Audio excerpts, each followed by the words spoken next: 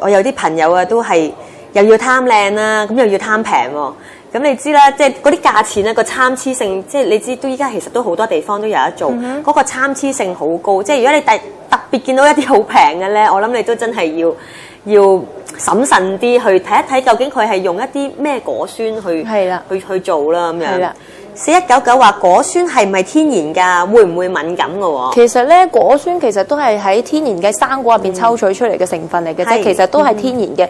佢又會唔會敏感咧？視乎翻你用咩牌子啦。咁正常咧，以前嗰啲叫 AHA， 咁就會刺激少少啦。咁就佢再研製咧就叫 PHA 啦，葡萄糖酸。咁葡萄糖酸咧比 AHA 咧就會係溫和啲同埋滋潤啲嘅。咁如果係依家嗰啲咧就係叫拜安力㗎啦，個果酸。拜安力咧係完全係都係防敏感皮膚用嘅，係啦，同埋亞洲性嘅皮膚比較敏感啦、偏黃啦，其實多數拜安力用喺亞洲人皮膚上邊會好好咯，同埋敏感皮膚上邊係啦。咁其實佢拜安力依家個抗氧化功效非常之好，因為點解咧？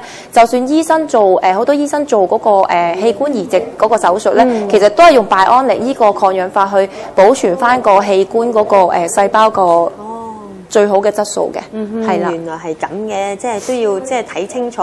其實我諗可能其實個分別咧，即係譬如即係去嗰間嘅去做果酸換膚嗰時，真係要睇下佢俾邊一種咯，即係邊一種果酸，同埋個濃度都係好有關係。譬如你個皮膚本身好薄嘅，佢唔可以用啲真係好高濃度嘅幫你做咯，係啦。所以你一定要諮詢翻個意見會最好。即係其實做果酸之前，其實即係都應該要去問清楚嗰個，係啊，唔可以亂咁做嘅。check 清楚啲皮膚究竟係薄同有陣時我哋都會諗噶嘛，即係薄同厚係咪即係睇表面係可以睇得到嘅咧咁樣？都要真係慢慢分析翻、檢查翻咯，就唔會話你化咗妝咁就望你塊面個皮膚質地而去決定。即係都可能係有啲皮膚分析機去分析翻，即係你個皮膚係邊一類型嘅性質咁樣去整嘅。咦，另外咧就小飛女又話我都試過，但係冇之前嗰個朋友咁慘喎。不過效果就唔係咁好啦，就不至於辛苦咯。可能佢哋都係講翻，即係用完果酸嗰個分別其實唔係咁大。其實效果好唔好真係睇個濃度啦。因為其實譬如你啱啱用嗰陣時，譬如敏感皮膚或者一般性嘅皮膚，啱啱用都要用啲低濃度少少嘅。咁如果你話想個皮膚再改善得好啲咧，其實慢慢咁咧要用翻啲高濃度翻少少嘅果酸去幫你做，咁個效果其實都會好出嘅。哦，其實都真係要睇翻你點樣去揾咯，即係同埋嗰個溝通清楚。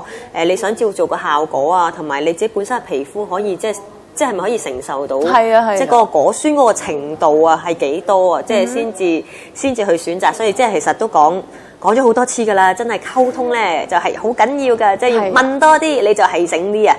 咁同埋咧都想問下，即係譬如可能我哋點樣去有冇啲咩 tips 去俾我哋啲觀眾啊？如果我想去做果酸換膚啦，咁我哋有啲乜嘢要去特別去留意下咧？其實都係諮詢翻意見會好啲啦，係啦，同埋就係話揾翻啲合適嘅美容院啦，美容師就要有個執業個美容牌啦，要國際認可啦，同埋或者去揾翻啲合資格嘅醫生啊嗰度做都 OK 嘅，係啦，係啊。其實我又想問下你知啦，即係貪靚啊嘛，咁有陣時話有冇話咦呢啲要做幾多次啊？即係譬如幾耐先至去做一次啊？會有冇話分嗰個時間？都有分㗎。譬如你個皮膚比較嚴重少少，暗瘡好嚴重嘅話咧，多數就係做5至10次，或者再多啲亦都唔定。咁睇翻你皮膚嘅性質，或者話會唔會好多暗瘡咁樣，或者睇埋你個平時個作息時間啦、個生活壓力啊、個飲食嗰啲，其實都好緊要嘅。你冇理由一邊做換膚咁就即係日夜顛倒啊，食好多煎炸嘢就唔得嘅，都要互相配合咯。係啦，咁大概就睇客人嘅皮膚嘅。譬如你話普通皮膚就大概2個禮拜做一次，咁你話如果話皮膚比較薄啊嗰啲就會3至4個禮拜先做一次都得。係啦，嗰啲做大概如果你普通皮膚其實5次個效果已經好好噶啦。哦，即係其實都係睇翻你視乎翻你嗰個情況啊，即係譬如其實基本上係2、3個禮拜又可以做，即係譬如可能我OK 啦，我想 keep 住，其實即係個零月做一次又又 OK 咁樣。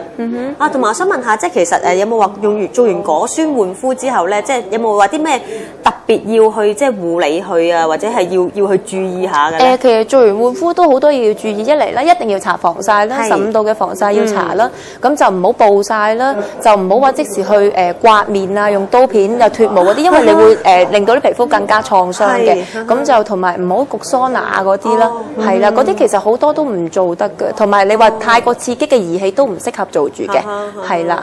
即係平時可能Vanessa 可能做一啲嘅 facial， 其實都可能會有啲係配合翻，即係啦，做完果酸之後我可以做嘅 facial 嘅。係啦，譬如你做完果酸之後，你做啲 facial 盡量就唔好針清住咯，因為嗰陣時你皮膚比較係脆弱，如果你針清就好易損㗎啦。係，同埋就係話如果你話針清嗰啲咧，就會令到你啲疤痕會更加深咯。係啦，基本上你做 basic， 譬如可能做下mask 嗰啲已經 OK 㗎啦。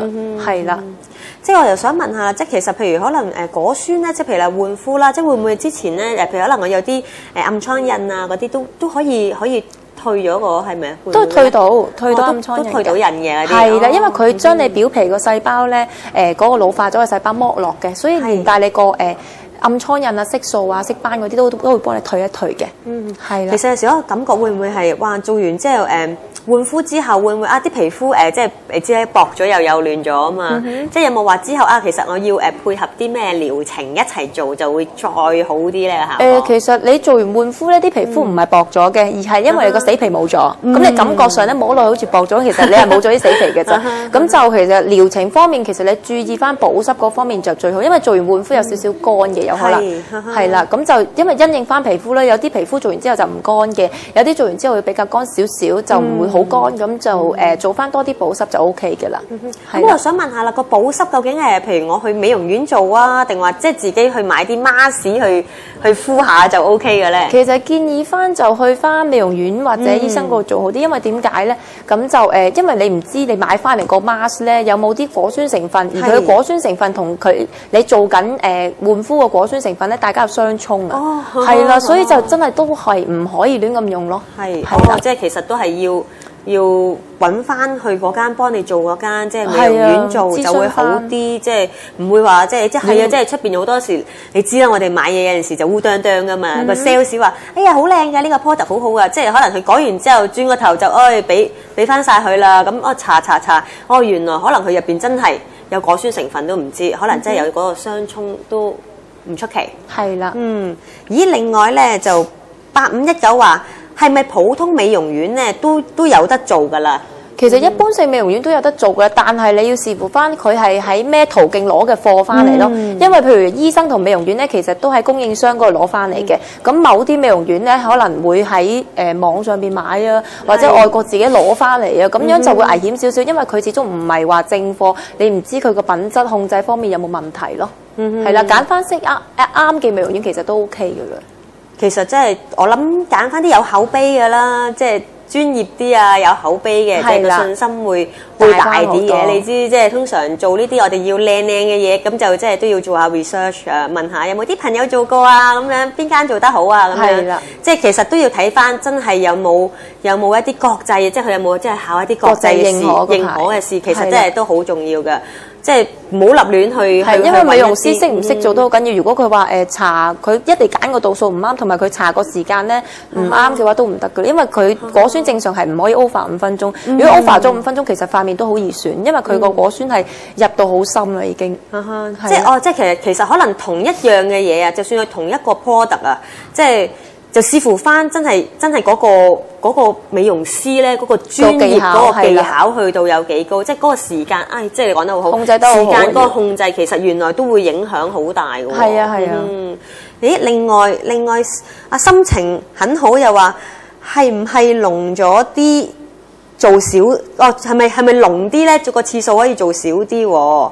濃啲同輕啲係咪一樣咁多錢㗎？